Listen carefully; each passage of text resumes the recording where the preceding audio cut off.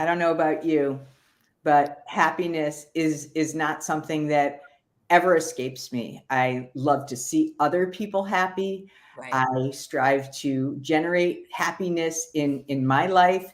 And this live today is brought to you by somebody who loves to dive deep into happiness because she's a happiness expert. And we'll let her tell a little bit more about how she came to this expertise. But today we have the amazing Jessica Weiss.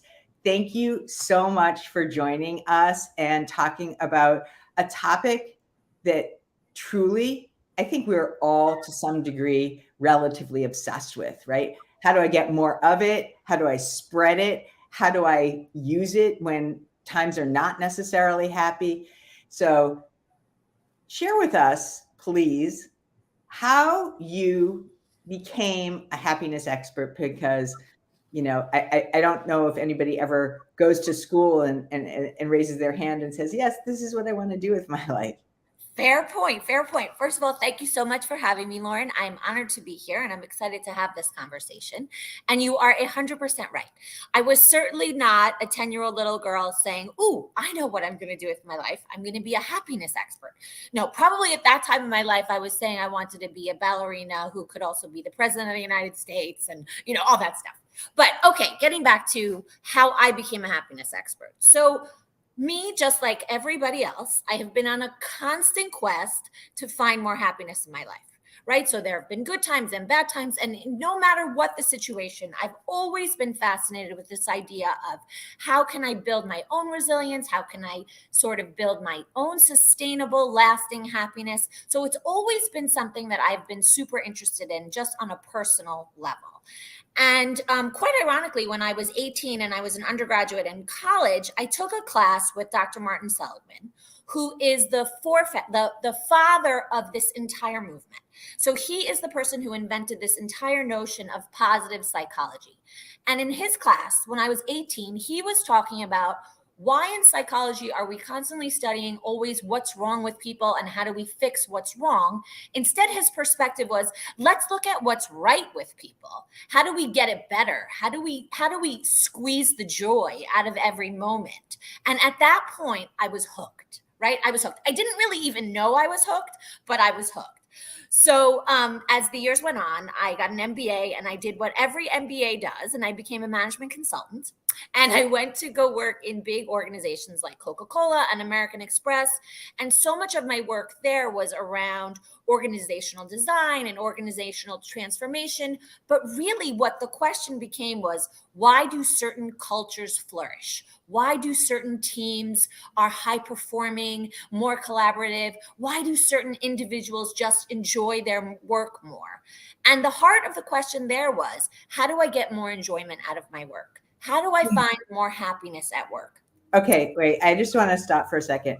If anybody is asking themselves, how do I derive more happiness in my work? If you could just put a thumbs up, a yes, a something in there and saying, yes, I am striving for this. I'm looking for this level of happiness, which also could be fulfillment. It could also be a level of joy, purpose, right? Exactly. Satisfaction, contentment. Happiness is sometimes a word that tends to be fraught with lots of pressure.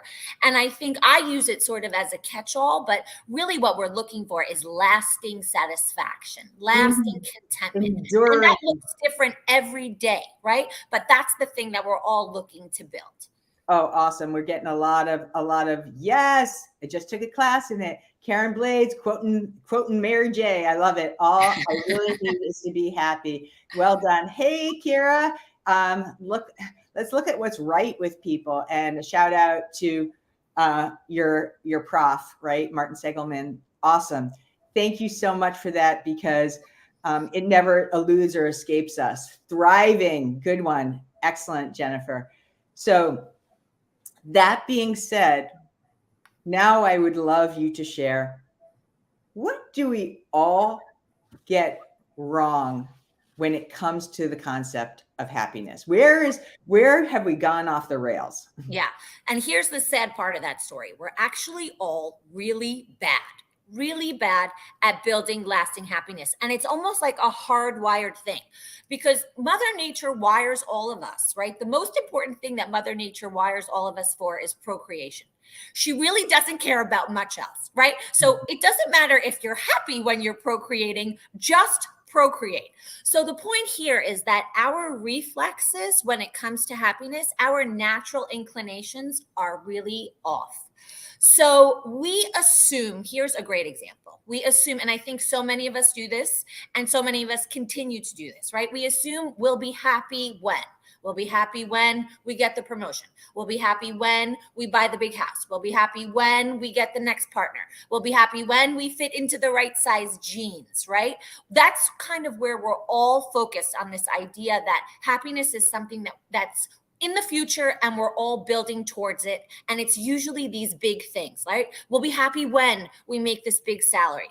And the truth of the matter is happiness that is not the path to happiness. Lasting happiness will never, ever, ever come from the big things. In fact, research shows, and I even have like a bone to pick with the research, but research shows that happiness from those big things, right? The promotion, the car, the house, whatever it is, lasts at most 6 months and not a minute more. So the truth is you get the big house, you find yourself there, but you're like, oh no, this is not right. You've heard so many successful people say this. This can't be all that it is. So the truth is happiness is never about the big things. Happiness is something that's much more internal. And that is actually great news because it's so much more, we're in control of it, right? We can build it, we can do it. It's not an external thing. It's all about stuff that we can do ourselves. And that's what makes me like super excited about people being able to build happiness. So is it safe to say that it's curable, right? It's curable. Yes. And that, and to that end, what I'm really excited for you to share, and this also is supported in your amazing TED Talk, which is how I found you, is that there are 3 important habits that anyone can build and develop to create a level of lasting happiness. So would you please share with us the first happiness habit that all of us can implement? Sure. So the first one, and to me, this is the most important one, and you will hear me talking about this one all of the time. And this one is friends are magic. Friends are it, right? So it's all around social connections, building community. Friends are the best predictor of lasting happiness, whether it's in life or it's in work. And I'm sure that so many people have seen Vivek Murthy, the Surgeon General, right? His report he just came out with that loneliness is actually killing more people than smoking. So I believe that if we could spend more time on nurturing, cultivating our friendships, that is the most important thing to building lasting happiness. So I love that. I'm getting a little choked up. Rachel Hassel, get the big house in, and then you realize you have to clean it. And I've become friends with Rachel, and I'm so excited because she's going to be in Chicago next week, and I'm going to see her, and we're going to go from there. Regina, I love this. You know, happiness is not transactional, right? It's a long-term play that is fulfilling throughout the process. And experiences trump all that for sure. You know, I'll come clean. I was up really late last night because I was on the phone for 3 hours with a dear friend of mine catching up. And I left that call with my heart exploding. Like I left that heart with my call with like oozing with even more love for her than I ever have. And, you know, we all go through tough times, and she's always been there for me. And I had the opportunity to be there for her last night, and it was worth everything. And I put other things aside, you know, it was like, okay, like this is right now, this is more important. Right. So And it's friends are magic. Friends are magic. They exactly. are magical. And so for many people who are in career transitions, what can they do when they are feeling not so much Sure. at the top of their game and they don't feel like either overburdening their friends because they're not feeling so happy, and or maybe feeling a level of shame or a level of I'm just not in a place where I want to put myself in a social situation. Sure. Okay. Well, the first thing here, and this goes back to the original question, and this is where your brain is playing tricks on you, right? So you're especially in those moments when you're feeling that all you want to do is sort of pull back and isolate, right? And nothing would feel better to you than plopping on your couch and watching Netflix. That is actually where you need to step in and counter your brain's natural proclivities, right? This is exactly where you need friends. This is exactly the moment where you need to reach out. So even if every fiber of your being is telling you, no, no, no, I do not want to talk to anybody at this moment, science tells us that this is the precise moment that you need friends. So you Right. need to kind of have a little bit of an inner dialogue, right? And you need to say to yourself, even though this is what I feel like doing, I will feel much better if I reach out to XYZ, whomever it is. And I will say this, in those moments where you're transitioning from one job to another for whatever reason, and I think it becomes kind of difficult to even, you don't want to explain your situation. I would say the easiest place to start with friends and networking, forgive the word, but I think that lots of people like to say that that's a dirty word, and I think it's an essential word, right? In all of this, is you just start with your genuine, authentic relationships. So start with the one person where there's a genuine, authentic relationship, and let that kind of drive the whole friends are magic. Totally. So thanks for coming, Joe. It's just so powerful knowing we have control over our happiness. Hell to the yeah. What's the And second? we can build it, we can And increase we it. can build it. Fantastic. What is the second happiness habit that we can use? Okay, so this one is a little bit, I'm going to do a little bit of a cheat code here when I say it. But for me, the second area where you can really start to build lasting happiness, and this is sort of lasting overall contentment in your entire life, is work. And I think that lots of people don't think of work as a place where you can grow and transform and develop and actually get happiness and satisfaction. But work is a huge area that people fail to cultivate. And if we just put a little bit of deliberate thought around it, we can really start to build lasting and sustainable happiness. So work is going to be my second area that you need to focus on for lasting happiness. Okay. So I'm gonna play a little troubleshooting, devil's advocate, all that. Do it. For many, many, many, many, many people, Yes. work is a means to an end. Yes. Right? It's a place that I go. It's a place Yep. where I earn a paycheck. It's a place where I, have to get a lot of shit done. Yep. So how can somebody who may be in a not so wonderful work situation and or somebody in transition, which inherently doesn't like scream, yeah, I'm in my happy place. Yeah. How can they impart levels of happiness throughout that process? Sure. Okay. So the first thing I would say is this. In those moments where maybe your job is not fulfilling everything that you want it to fulfill, which is fine. I would say this: we need to look to who we work with rather than what we are working on, right? So the people that you work with, that can be your area of focus. That can be the stuff that makes you happy. Because the truth of the matter is, I just read this quote from an actor who just won an Oscar, and he said, I would make the worst movie ever, but if I got to make it with people that I loved, I would love my work. So that would be the first thing that I would say. Focus on the people that you work with rather than on the what of what you're working on. And then I would say, if you're in a moment of transition, I would say give yourself the grace to sort of shift your perspective for a moment. And this is not necessarily a unique thing that I'm going to say, but it is key in building happiness. Is this is a moment of learning. right? You could lean into this opportunity to increase your own learning, your own development, because learning and development, research shows us, learning and development is actually an antidote to unhappiness, right? Mm. It will remove you. It can remove you from a toxic situation if you are at work, and if you're feeling that feeling of like, oh shit, I'm really stuck. It's a great way to become unstuck. So those are my two tips. I would say focus less on the what and more on the who, and the other one is lean into this moment for learning. Oh, super important. And I just want to put this in a slightly different context, which means that when you are interviewing, pay very close attention to those people. Those will be, a source of happiness or not, because, Jennifer, thank you. You mentioned here in the chat, if you have a good boss, right? This could be both a real win and also a complete deal breaker.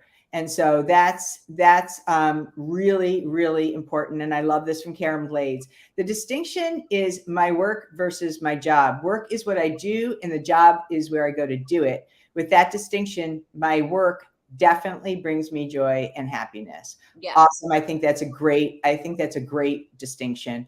I also, when you are networking, I would suggest that you network and include that quotient into your process, because if that person is quote unquote happy, chances are the referrals that they're going to lead you to will also be of a bird of a feather, right? So, hanging out with happy people usually promotes more happiness. Yes. And I'm not saying it like in a Pollyanna or No. obsequious way. I'm not talking about that. I'm talking about the topic of your TED Talk, which is it's an inside job, right? No, that's exactly right. When people are happier, and then when they're with their friends, happy people are kinder to other people. Happy people want to help other people. That's just sort of like the natural outgrowth of it. And just to pick up on one thing that you just said around the interviewing, which was really interesting, and I read this recently. It was at the end of your interview, ask the person who's interviewing you, so what do you do after work? If you ask the person, so what do you do after work? You'll really get some insight, into the kind of people that they are, right? You'll really start to understand who it is that you're working with. And it'll give you a really interesting picture of, okay, is this a job where people work till 10 o'clock every night? Is this a job really where they encourage people to have outside interests? Is this a job? But it goes along that same idea of really kind of tapping into the who of who you work with. Mm. Habit number 3, happiness habit number 3. Okay, so this one is a broad one, and it's sort of, there's going to be lots of subsets under this one, but this is around your level of engagement with your life. Right. So we've all heard about this idea of like being in the flow, right? When you're in the moment and nothing can pull you out of it. Kids are particularly great at this, right? Think of a little kid when they're playing and you're calling their name, right? Joey, Joey, Joey. There's no way Joey doesn't hear you, but Joey is so in the moment, is so in the flow of what they are doing, right? And as we get older, we lose that notion of flow, that notion of engagement. So that idea that we're actually engaged with our life, again, it's a little bit of a cheat, because if you're engaged with your life, you go back to friends or magic. If you're engaged with your life, you're certainly engaged with your work. So it's those 3 areas for me sort of are the place where you really start to go to build lasting and sustainable happiness. So how does that dovetail with day tight compartments? Because day tight compartments is another tip that you shared in your TED Talk. Sure. And I would love for you to expound on that so that other people understand what that is. Yeah. So that one comes from Dale Carnegie, which is someone that we've all heard of. I mean, I think I said in the TEDx that that the books go back to the 1940s, and I think I made a mistake. I think they actually go back to the 1930s. So I should add like a little edit there, but that's what this one is all about. So it's all around day tight compartments. Day tight compartments is this idea that okay, imagine a big, huge ocean liner like the Titanic. You can have the image of the Titanic in your head, and as one of the areas of this huge, massive ship springs a leak. So what the captain of the ship will do is the captain will press a button and these like steel doors will come down, right? They will contain a watertight compartment. So whatever leak is happening in that small area of the ship becomes completely contained to that one area. And the ship becomes unsinkable, right? The ship keeps moving forward, keeps heading towards their destination, and nothing stops what is the overriding primary goal. So for me, the idea of day tight compartments is this. Whenever we have anxieties, whenever we have worries, and we all have it, right? These little niggling, annoying thoughts that come in and they don't leave. This is what I say to do. Create a day tight compartment. Press a button. Bring down the metal doors, leave those anxiety ridden thoughts in that little corner of your brain, and keep focusing on moving forward. I think the day tight compartment and the watertight compartment, I love a visual, right? Especially when you're in those moments of like high flying anxiety, a visual is sort of the thing that can pull you out of it, right? Mhm. So you bring down the doors, you stop those thoughts, and you keep moving forward. Awesome. I like the doors. I like I almost want to put them in a cell, right? Well, it is a cell, right? It's a watertight compartment that nothing can go in and nothing can come out. So I think that that's a really helpful tip to kind of keep yourself focused on the big goals, but sort of allow the stuff that's going on in your brain, but keep it in a compartment where it's closed up, shut, and it doesn't stop you from Yeah. achieving what you need. You're getting Michelle's like, yeah, I got that great visual. And Courtney, one of my mantras is choose joy. Do the work to understand your core values and purpose, then seek alignment with your community and contribution. Hell yes. Hell yes. And Joe always says, retain that inner voice. Lock it up in that place because it can get in your way. Yeah, Okay. there's another great tip around keeping that inner voice quiet, and it's from Ethan Kross. He wrote a book called Shatter, and he says, have a third person conversation with that inner voice, right? So say, Jessica, listen to me. You've done this a million times before. You're going to do it a million times again. Don't pay attention to whatever's going on. Sort of remove yourself. It's the same idea of kind of removing yourself, but having an actual conversation to shut those annoying voices. Okay. Now I'm going to talk about something that I think is really cool. It's very simple, but we do it in different ways. And you talk about your happiness journal. Yes. And so tell us a little bit more about the value of the happiness journal, not just in the obvious way. Yeah.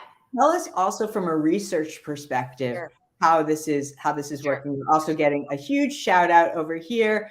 This Jessica lady is some next level knowledge. She is awesome. Awesome. Okay. Well, I hope everybody's learning one little thing that they can take away. Okay. So the happiness journal or the joy journal. Okay. So this is what I like to do. I am sort of the least, how do I say this? Hokey kind of self-helpy. That is not my vibe at all. So I want to really explain where this journal idea comes from in terms of the research and why it's so important from a neuroscience perspective. Okay. Because I am actually someone who's terrible at meditating. I work on it all the time. I can't seem to do it. Right. Journaling was something that I really had to train my brain to do. But here is why it is super, super important. Our brain has all these horrible biases. So in addition to being really bad at building sustainable and lasting happiness, we are saddled with all of these terrible biases.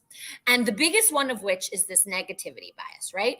The bad stuff that happens to us weighs way bigger than the small stuff. And I know that everybody has experienced that. I experience it on the regular, right? I could get one little piece of bad news and everything else can be great news. And all I'm focusing on is the bad news. Right. And I this call is it the fly in the ointment, right? there you go. And this is exactly where the joy journal comes in, right? It forces you to focus on the good stuff. So by writing it down, and it can be like super small stuff. I say this in my TEDx. It can be something as small as, so and so canceled my meeting and oh my God, I was so excited. Or I had the best lunch today, whatever it is. It can be super, super small stuff. And in fact, the small stuff is actually where you can really squeeze the most joy. So anyway, by writing it down, by committing the words to paper, you are forcing your brain to overcome that negativity bias and to soak in the joy. Now, the other thing that happens when you write it down is you get to re-experience it all over again. So it happened to you in the moment and you loved it, right? It was like, oh, the meeting got canceled. Yes. And then at night, before you go to sleep, you get to relive that feeling all over again.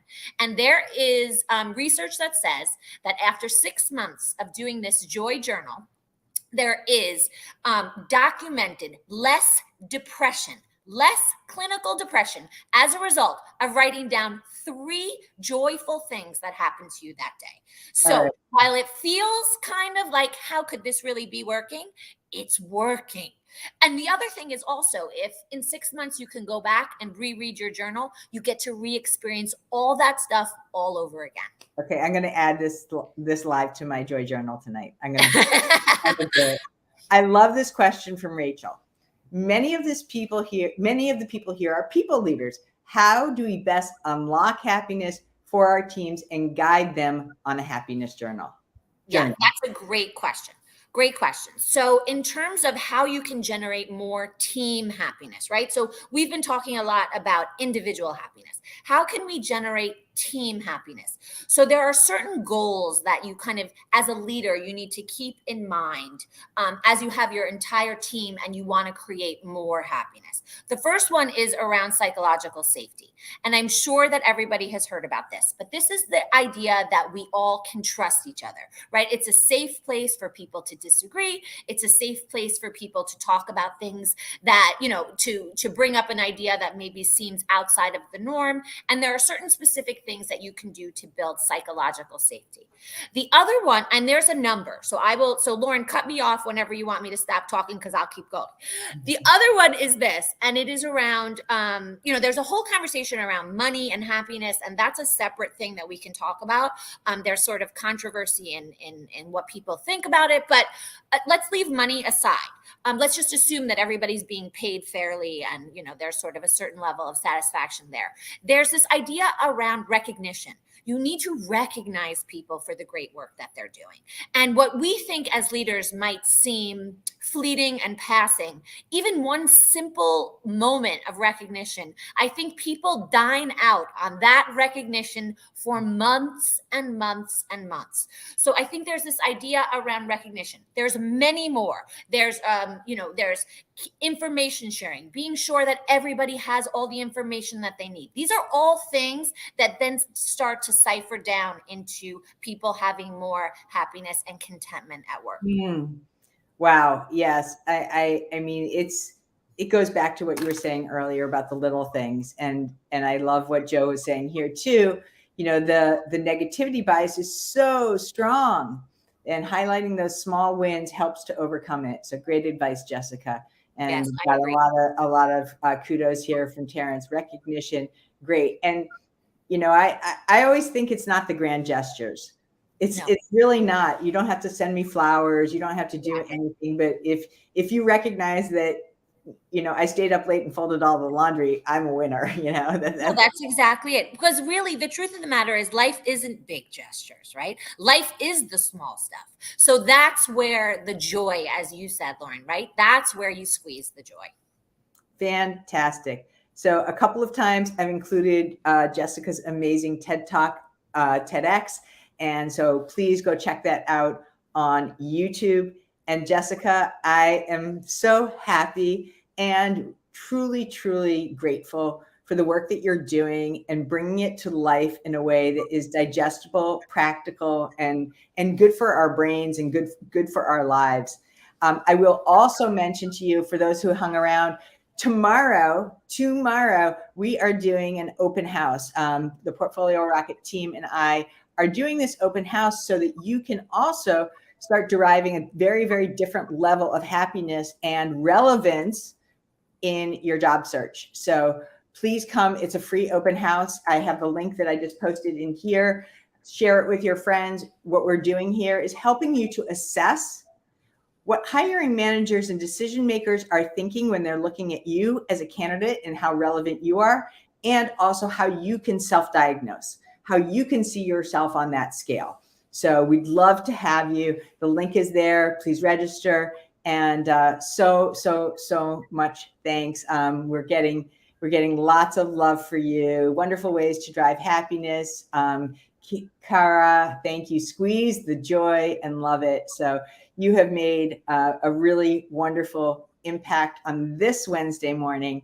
And I will just hang around for a few minutes and we will wrap it up after we end the broadcast. Thank you again, everyone, for joining today.